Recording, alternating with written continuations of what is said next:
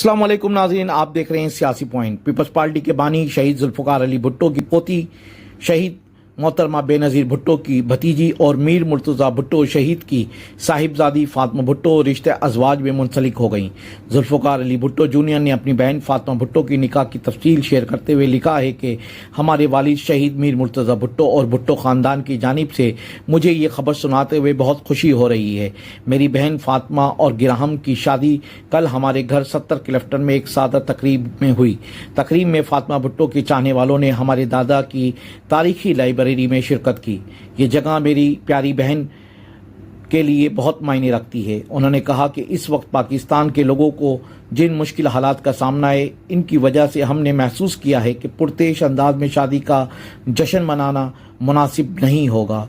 Zulfikar Ali Bhutto junior ने appeal की कि फातिमा और गिराहम को दुआओं में याद रखा जाए। गिराहम ने अपना नाम तब्दील करके जिब्रान रख लिया है।